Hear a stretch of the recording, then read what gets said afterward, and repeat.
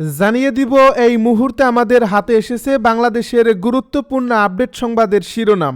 শুরুতেই থাকছে 12 ফেব্রুয়ারির নির্বাচন কি নিষেধাজ্ঞার ফাঁদে, আমেরিকার ইউটার্নে কোন ঠাসা ডক্টর ইউনূস, আওয়ামী লীগকে মাইনাস করার চরম মূল্য দিতে হচ্ছে এবারে অন্তর্বর্তী সরকারকে। এ নিয়ে থাকবে একটি বিস্তারিত প্রতিবেদন, তাই সম্পূর্ণ ভিডিও জুড়ে আমাদের সাথেই থাকুন। এবারে জানিয়ে দিব একের পর এক নেতাকর্মী হত্যায় নীরব বিএনপি, তৃণমূলে বাড়ছে হতাশা। সব শেষে জানিয়ে দিব রাজনীতিতে আজ অনেক নতুন খেলা শুরু হয়েছে বলছে বিএনপি নেতা মির্জা আব্বাস। এতক্ষণ শুনছিলেন হাতে থাকা আপডেট সংবাদের শিরোনাম, এবারে বিস্তারিত। তবে তার আগে অনুরোধ রইল ভিডিওটিতে একটি লাইক এবং কমেন্ট করে জানিয়ে দিন ভিডিও সম্পর্কে আপনার মূল্যবান মতামত। আরও জানিয়ে দিন ভিডিওটি কোথা থেকে দেখছেন বা কোন জেলা থেকে দেখছেন। 12 ফেব্রুয়ারির নির্বাচন কি নিষেধাজ্ঞার ফাঁদে, আমেরিকার ইউটার্নে কোন ঠাসা ডক্টর ইউনূস, আওয়ামী লীগকে মাইনাস করার চরম মূল্য দিচ্ছে অন্তর্বর্তী সরকার। জাতীয় সংসদ নির্বাচনের মাত্র 1 মাস বাকি। এমন সময় বাংলাদেশের রাজনীতিতে যে উত্তাল ঢেউ উঠছে তা শুধু দেশের ভেতরেই সীমাবদ্ধ নেই, বরং আন্তর্জাতিক পরিমণ্ডলেও গভীর আলোড়ন তুলছে। 12 ফেব্রুয়ারিকে সামনে রেখে সব কিছু যখন দৃশ্যত এগোচ্ছিল, ঠিক তখনই ওয়াশিংটনের অবস্থান বদলের ইঙ্গিত অন্তর্বর্তী সরকারের নীতি নির্ধারকদের কপালে চিন্তার ভাঁজ ফেলেছে। কারণ বিশ্বস্ত কূটনৈতিক সূত্রগুলো বলছে আওয়ামী লীগের মতো দেশের বৃহত্তম ও গভীর জনভিত্তিসম্পন্ন রাজনৈতিক শক্তিকে বাইরে রেখে কোনো নির্বাচনকে যুক্তরাষ্ট্র আর স্বীকৃতি দিতে রাজি নয়। এমনকি এই একতরফা নির্বাচনের পরিণতিতে বাংলাদেশের উপর নতুন করে বাণিজ্যিক ও কূটনৈতিক নিষেধাজ্ঞা আসতে পারে বলেও স্পষ্ট বার্তা দেওয়া হয়েছে। জাতীয় নিরাপত্তা উপদেষ্টা খলিলুর রহমানকে ওয়াশিংটনে তলব করার পর যে আলোচনা ও ইঙ্গিত বেরিয়ে এসেছে তাতে বোঝা যাচ্ছে ডোনাল্ড ট্রাম্প প্রশাসন এখন বুঝতে পারছে যে আওয়ামী লীগকে বাদ দিয়ে ভোট করানো মানে স্থিতিশীলতা নয়, বরং রাজনৈতিক বিশৃঙ্খলা, রাজপথের উত্তাপ এবং অর্থনৈতিক অনিশ্চয়তা আরও বাড়িয়ে দেওয়া।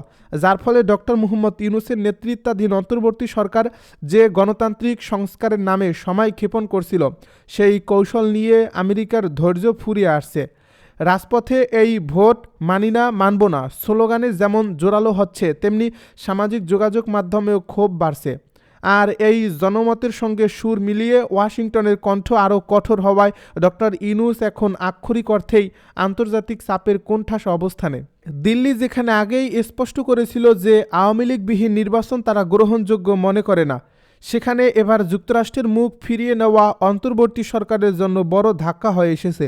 এখন প্রশ্ন উঠছে, যদি 12 ফেব্রুয়ারি নির্বাচন আন্তর্জাতিকভাবে স্বীকৃতি না পায় তবে সেই ব্যালট পেপার মূল্য কি থাকবে, দেশের অর্থনীতি ও বৈদেশিক সম্পর্ক কোন পথে যাবে, আর শেখ হাসিনার সেই কথাই কি সত্যিই প্রমাণিত হবে যে আওয়ামী লীগ ছাড়া বাংলাদেশের গণতন্ত্র কার্যত অচল। এরই মধ্যে 6 তরুণ নেতার উপর আন্তর্জাতিক নিষেধাজ্ঞার খবর পরিস্থিতিকে আরও ঘোলাটে করে তুলছে।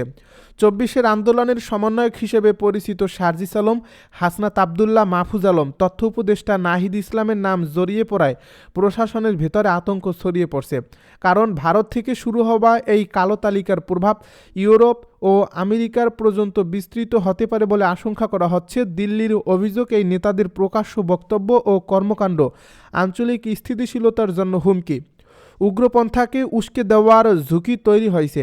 আর এই রেড কার্ড কেবল ব্যক্তিদের জন্য নয়, বরং ঢাকার বর্তমান নেতৃত্বের প্রতিও একটি স্পষ্ট বার্তা। এমন প্রেক্ষাপটে আওয়ামী লীগের সাবেক পররাষ্ট্রমন্ত্রী অধ্যাপক এ.কে.এম. আব্দুল মোমেনের সাম্প্রতিক সাক্ষাৎকার নতুন করে আলোচনার জন্ম দিয়েছে, যেখানে তিনি সরাসরি দাবি করেছেন অভ্যন্তরীণ বিশৃঙ্খলা ও আন্তর্জাতিক চাপের মুখে ডক্টর ইউনূসকে শেষ পর্যন্ত পদত্যাগ করতে বাধ্য করা হতে পারে এবং সেটিই হবে একটি নিরপেক্ষ তত্ত্বাবধায়ক সরকারের অধীনে অন্তর্ভুক্তিমূলক নির্বাচনের পথ প্রশস্ত করার একমাত্র উপায়। তার বক্তব্য অনুযায়ী আওয়ামী লীগ ও তাদের শরিকদের বাদ দিয়ে যে নির্বাচন করার চেষ্টা চলছে তা হবে প্রতারণামূলক এবং দেশের জন্য বিপজ্জনক, কারণ দেশের 65 থেকে 70% ভোটারের সমর্থন রয়েছে। এমন একটি শক্তিকে বাইরে রাখলে সেই নির্বাচনের বৈধতা ও স্থিতিশীলতা দুইয়েই প্রশ্নবিদ্ধ হবে। মোমেন আরও অভিযোগ করেন যে বর্তমান অন্তর্বর্তী সরকার আওয়ামী লীগকে সমর্থক ও সংখ্যালঘু সম্প্রদায়ের সদস্যদের বিরুদ্ধে দমনমূলক আচরণ করছে। বিচার বহির্ভূত হত্যাকাণ্ড ও মব সন্ত্রাস বেড়েছে, অথচ চরমপন্থীদের দায়মুক্তি দেওয়া হয়েছে। যার ফলে আইনশৃঙ্খলা বাহিনীর মনোবল ভেঙে পড়ছে এবং দেশ ধীরে ধীরে উগ্রবাদী শক্তির জন্য ঝুঁকিপূর্ণ হয়ে উঠছে। তার দাবি অনুযায়ী 2024 সালের অগাস্টের পর থেকে সহিংসতা কয়েকগুণ বেড়েছে, কারখানা বন্ধ হয়েছে, দারিদ্র্য বেড়েছে, বেকারত্ব ও অর্থনৈতিক অনিশ্চয়তা নতুন উচ্চতায় পৌঁছেছে। এসব বক্তব্যের সঙ্গে মিল রেখে জাতীয় পার্টির মহাসচিব শামীম হায়দার পাটোয়ারি সতর্ক বার্তা ও নতুন উদ্বেগ তৈরি করছে। তিনি স্পষ্ট করে বলেছেন, নির্বাচন সুষ্ঠু না হলে দেশ গৃহযুদ্ধের দিকে যেতে পারে। আগারগাঁয়ে নির্বাচন কমিশনের বৈঠক শেষে দেওয়া এই মন্তব্য হালকাভাবে নেওয়ার সুযোগ নেই, কারণ নির্বাচন ঘিরে ইতিমধ্যেই সহিংসতার একাধিক ঘটনা ঘটছে। রাজনৈতিক সংঘর্ষ, হত্যা আর মবের দাপট সাধারণ মানুষের মনে আতঙ্ক বাড়াচ্ছে। একের পর এক নেতাকর্মী হত্যায় নীরব বিএনপি, তৃণমূলে বাড়ছে হতাশা।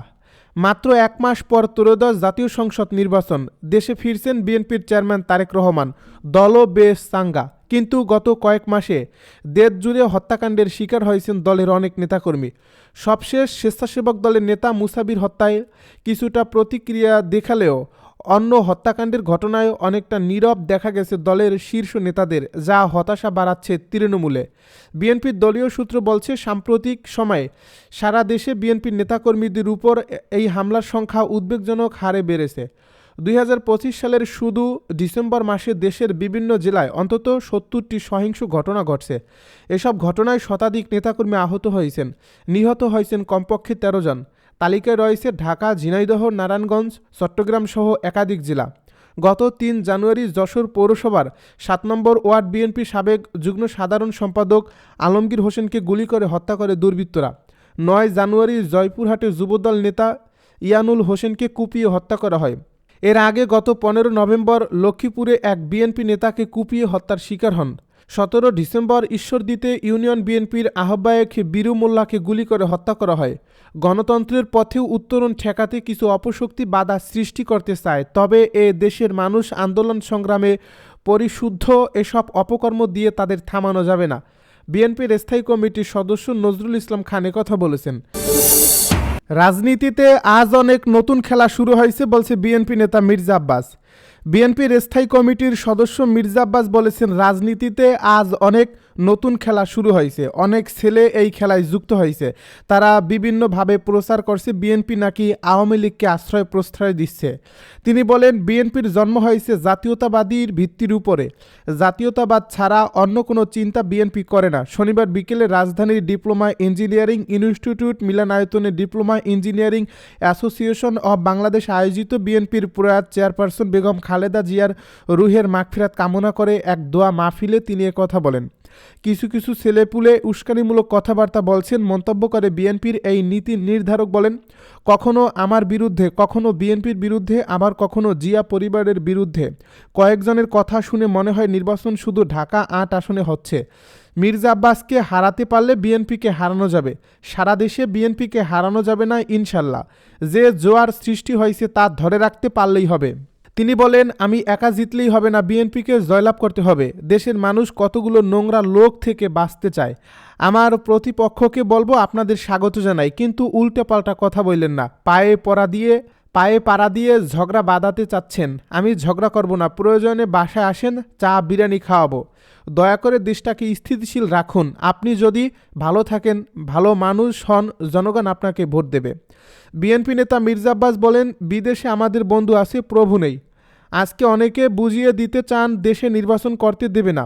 সচিবালয়ের বিভিন্ন কর্মকর্তা ও কর্মচারীদের বিভিন্ন জায়গায় পোস্টিং করা হচ্ছে নির্বাচনকে প্রভাবিত করতে। বিএনপির যারা পোলিং এজেন্ট থাকবেন তাদের বলবো, নির্বাচনের দিন কোনো রকম ষড়যন্ত্র বরদাস্ত করবেন না, প্রতিহত করবেন। মির্জা আব্বাস তার এলাকার এক প্রার্থীকে ইঙ্গিত করে বলেন, আপনি যদি জনপ্রিয় ব্যক্তি হন তাহলে নিজ এলাকায় কেন নির্বাচন করছেন না? অনেকে নিজ এলাকায় ঢুকতে পারেন না, তাই ঢাকা বেছে নেন। তিনি বলেন, দেশনেত্রী বলেছিলেন, দেশের বাইরে আমার কোনো জায়গা নেই, মরলে দেশেই মরব। আল্লাহ তাআলা তার ইচ্ছে কবুল করেছেন। প্রয়াত বেগম খালেদা জিয়াকে এক কাপুরে বাড়িছেড়া করা হয়েছিল। বিনা চিকিৎসায় তাকে মৃত্যুর মুখে ধাবিত করা হয়েছে। তবু উন্নত চিকিৎসার জন্য তাকে দেশের বাইরে যেতে দেওয়া হয়নি। আজ ভাগ্যের সুপরিহাস, বেগম খালেদা জিয়া বীরের মতো বিদায় নিয়েছে, আর শেখ হাসিনার জন্য নির্মম ভাগ্য অপেক্ষা করছে। আর যারা আওয়ামী লীগকে আশ্রয় প্রশ্রয় দিচ্ছেন তাদেরকেও প্রতিরোধ ও প্রতিহত করতে হবে।